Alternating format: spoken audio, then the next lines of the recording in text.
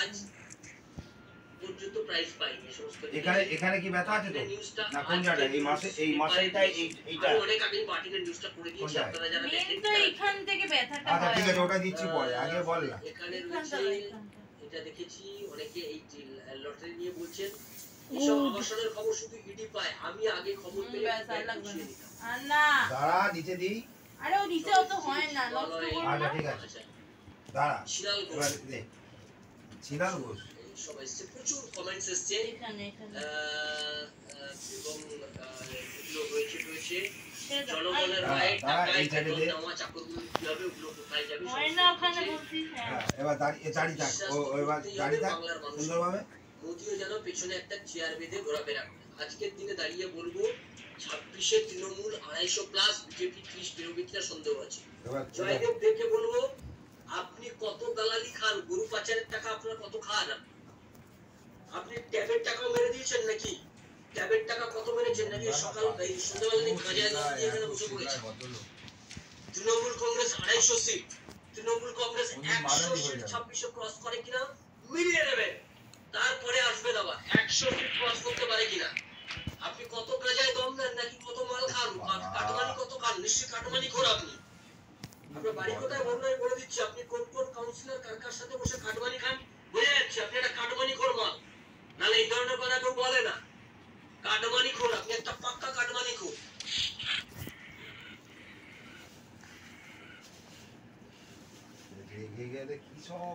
মাধ্যমিক পাস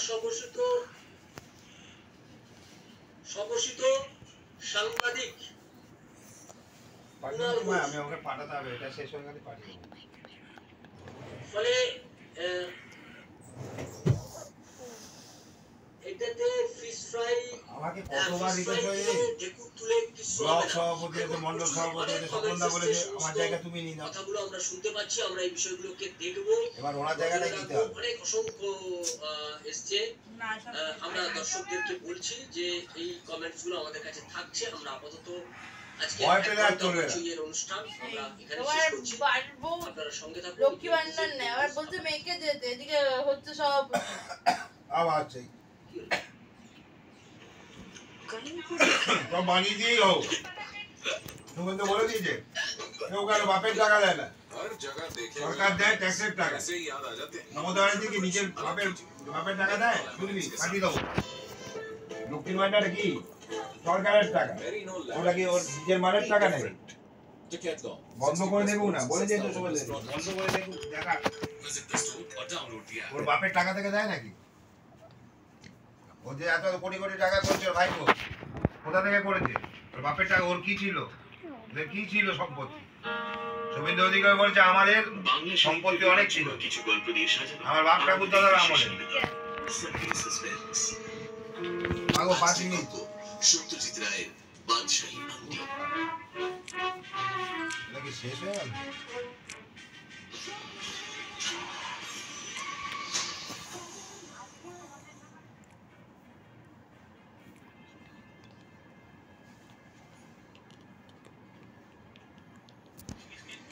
বন্ধুরা, এই রাজ্যে ভাইকো নামে একটা বিষম বস্তু আছে, যে বস্তুটিকে কেউ বলেন তালপাতা সেপাই, আবার কেউ বলেন সেনাপতি, কেউ বলেন তিনি মসিহা, আবার কেউ বলেন তিনি হচ্ছেন এই বাংলার 1 নম্বর মাফিয়া।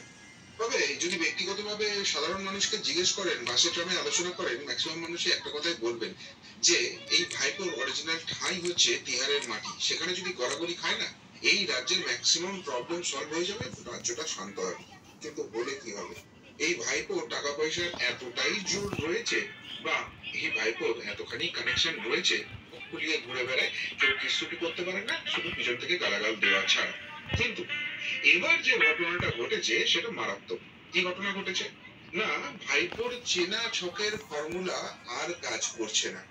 ফলে তার পিছনে যে যথেষ্ট পরিমাণ আগুন লেগেছে এবং সেটার ঢেকে রাখা আর বার্নার লাগিয়ে কাজ হবে না, এটা স্পষ্ট হয়ে যাচ্ছে।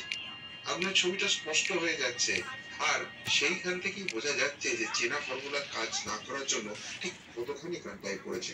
ব্যাস এই অবধি শুনি বলতে শুরু করেছেন, আরে রাখুন তো মশাই, এইসব গল্প শোনাবেন আর এক্ষুনি আপনাকে 5 পয়সার দুর্নীতি আর ফাঁসির দড়ির মঞ্চ এই দুই ঘুগনি বানিয়ে আপনাকে খাইয়ে দেবে। এখন খেয়েছি অনেক শুনেছি আর একটু খুবই বলবার নয়। না সে নাই করতে পারেন আপনারা বিশ্বাস, কিন্তু বিশ্বাস করুন সত্যি সত্যি এমন কিছু ঘটনা ঘটেছে গত 1 মাস এবং বিশেষ করে লাস্ট 2-3 দিনে, যাতে স্পষ্টভাবে বোঝা যাচ্ছে রাস্তাটা এবারে কিন্তু মারাত্মক। এবং সেখান থেকে যে বিপদটা কত বড় সুনামি ঢেউয়ের মতো ধেয়ে আসছে সেটা বোধহয় ভাইপুই সব থেকে ভালো বুঝতে পারছি। কেন বলছি, তাহলে একটু পিছন থেকে শুরু করি। পিছন থেকে যদি আমরা পিছিয়ে যাই, প্রথমেই দেখুন একটা গল্প খাওয়ানোর চেষ্টা হলো, সেটা হচ্ছে চোখ অপারেশন। আসলে যখনই এই ভাইপো বা ভাইপোর টিম গাড্ডায় পড়ে যায়, বুঝতে পারে যে এবার জনমত উল্টো দিকে যাচ্ছে এবং তার জন্য সারে সর্বনাশ মাথার উপর নাচছে, সাথে সাথে একটা বেশ আটানো গল্প, বিভিন্ন সেটা মানে গল্পের প্লট বারবার চেঞ্জ হয়, কিন্তু একটা করে গল্প খাওয়ানো হয়।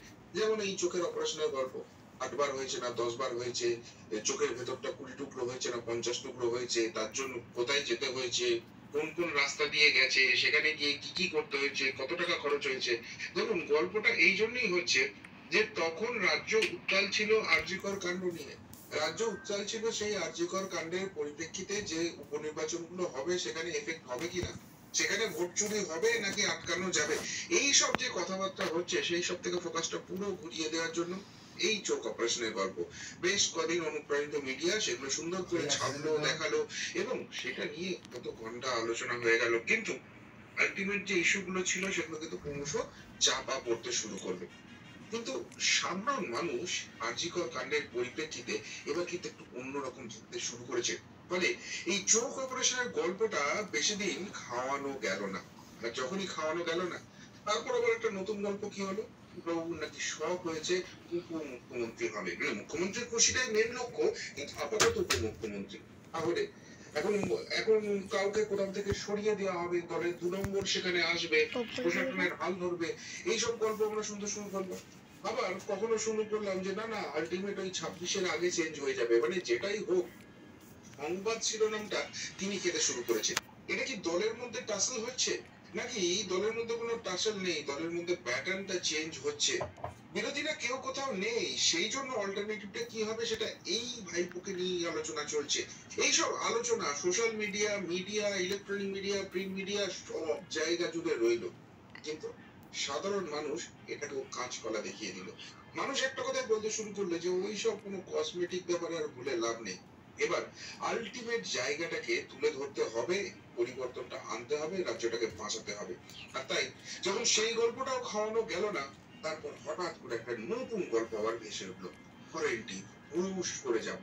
যদিও ইনি চা খাওয়ার পাড়ার দোকানে গিয়ে চা খাওয়ার মতো করে মাঝে মাঝে ফরেন ট্রিপে যান, সামান্য জ্বর জ্বালা হলেও বিদেশি ডাক্তার ছাড়া হয় না, কোটি কোটি টাকা খরচ না করে নাকি চিকিৎসা করা যায় না, এমনই বিরোধীরা বলে থাকে। নিশ্চয়ই অপবাদই হবে, সত্যি কথা কি হয়?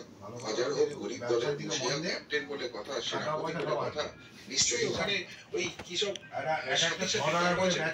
সেই সব কিছু ইউজ করেন হয়তো। তো যাই হোক, এবারে কিন্তু আর ওই চিকিৎসার জন্য গল্প না এই দেশের প্রধানমন্ত্রী, না এই দেশের বিদেশ মন্ত্রী, না এই দেশের অর্থমন্ত্রী, মানে যারা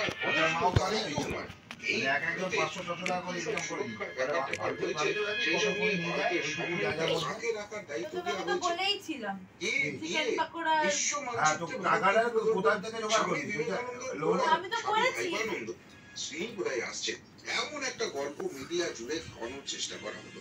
কিন্তু এবারে সব থেকে মুশকিলটা হলো এটা দিন দুয়েকও টিকলো না এই গল্পটা, সাথে সাথে ন্যারেটিভ চেঞ্জ হয়ে গেল।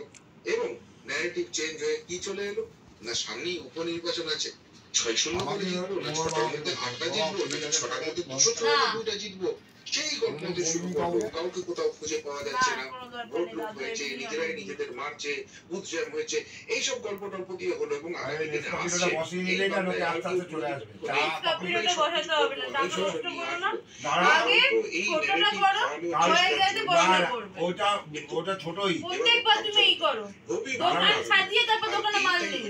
সব থেকে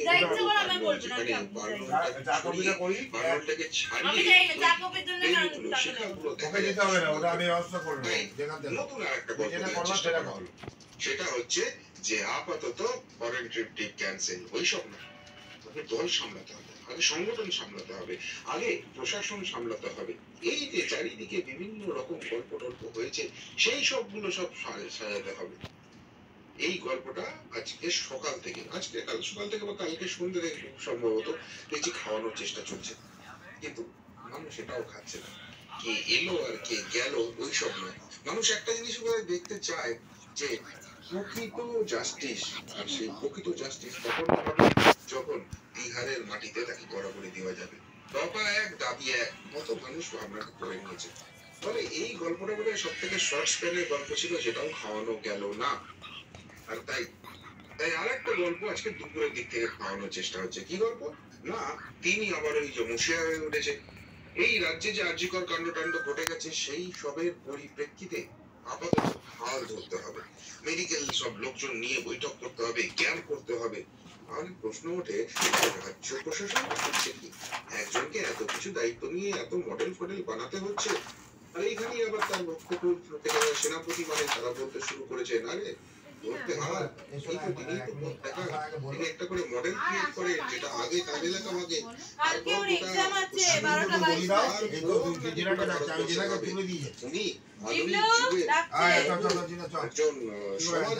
সংস্কার সমাজ সংস্কার বাংলায় জন্মায়নি এর আগে। এই কথা যখন আলোচনা হচ্ছে, সেই গল্পটাও কেউ খায়নি। এবার দেখুন, অন্তত 6খানা গল্প বললাম, যার মধ্যে যেগুলো গত 1 মাসের মধ্যে ঘটেছে, এবং যার মধ্যে 2টো গল্প অন্তত লাস্ট 24 ঘন্টার মধ্যে ঘটাতে হয়েছে। কিন্তু ভবি ভুলছে না, চিড়ে ভিজছে না।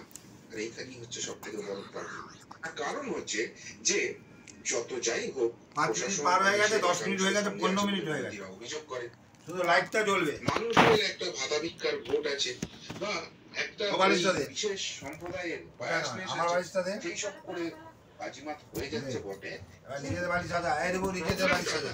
বেশি দিন চলতে পারে না।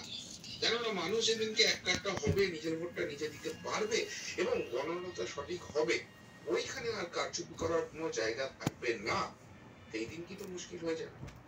বিরোধীরা হয়ে আছে, তার সুযোগটা নিয়ে লুটপাট চলছে, কিন্তু ছন্নছাড়া হয়ে আছে বলে চিরজীবনই যে ছন্নছাড়া হয়ে থাকবে এমন তো কোনো গ্যারান্টি নেই। কিন্তু প্রপার প্রতিরোধ হয়, বেশ কয়েকটা জেলায় ইতিমধ্যেই দেখে গেছে, আর তাতে জ্বালা অনেক বেড়েছে। মানে সেই জায়গা থেকে যদি বিরোধীরা একই জায়গায় চলে আসে, বহুত মুশকিল হয়ে যাবে। কি নতুন গল্প? না, সেটা হচ্ছে রদ বদল। একে এই জেলায়, ওকে ওই জেলায়, ও আমার প্রতিপক্ষ, ওর ঠাঁইটা নিয়ে নিতে পারে, সেই জন্য এখন সরিয়ে দেওয়া হচ্ছে। এর বয়স হয়ে গেছে, নব্য বনাম প্রবীণ, আদি বনাম নব্য, এইসব বিভিন্ন রকম গল্প টল্প এখন চলছে। এবং এই গল্পটা খুব এসেনশিয়ালি তুলে দেওয়া হচ্ছে, তার একটাই কারণ হচ্ছে, যেটা আমি বারবার বলছি, যে কোনো বড় অ্যাকশন নিতে গেলে একটা রাজনৈতিক স্থিতাবস্থার দরকার আছে। এবং সামগ্রিকভাবে ভারতবর্ষের দিকে তাকান, এই হরিয়ানা জম্মু কাশ্মীরের ভোটটা ছিল লোকসভার পরে, যেটা বিজেপির জন্য একটা বড় মাইলস্টোন ছিল। কেননা লোকসভার ট্রেন যদি এখানে বজায় থাকতো, তাহলে কিন্তু গেরুয়া শিবিরের রাজনীতি করাটা একটু চাপ হয়ে যেত। সেখানে ভালো ফলাফল পেয়ে গেছে। এরপর নেক্সট চাপ ছিল মহারাষ্ট্র আর ঝাড়খণ্ড। সেখানে আপাতত সমীক্ষার যে ট্রেন দেখাচ্ছে, সেখানে এসে যাবে গেরুয়া শিবির, এমনটাই মনে হচ্ছে। আর যদি নাও বা আসে, সেইটার এফেক্ট করতে অনেক দেরি আছে। কেননা এই নভেম্বর মাসে রেজাল্ট গুলো বেরিয়ে গেলে আবার ভোট হচ্ছে সেই ফেব্রুয়ারি মাসে। বিহারে খুব একটা ইম্প্যাক্টফুল হবে না, ওই জায়গায় ইম্প্যাক্টফুল হবে, সর্বভারতীয় ক্ষেত্রে তো তা তো নয়। তারপর আবার পরের বছর নভেম্বর, 25শে নভেম্বর, সেইখানে কি হচ্ছে, দিল্লির ইলেকশন। সুতরাং এই যে মোটামুটি 1.5 বছরের পিরিয়ড পাওয়া যাচ্ছে, 15 মাসের পিরিয়ড পাওয়া যাচ্ছে, যে জায়গাটা প্রচন্ড ইম্পর্টেন্ট। কেননা রাজনৈতিক স্থিতাবস্থা থাকছে, অনেক কড়া কড়া সিদ্ধান্ত। সে একদিকে লোকসভা রাজ্যসভায় বিল পাস করানো, বা দুর্নীতির এগেইনস্টে আমাদের দেশের প্রধানমন্ত্রী যে বলেছিলেন, কড়া থেকে কড়া টুইস্ট, একটা অ্যাকশন পয়েন্ট, সেইগুলো দেখানো, সেইগুলো হওয়ার সম্ভাবনা রয়েছে। সেটা হলে এমনিতেই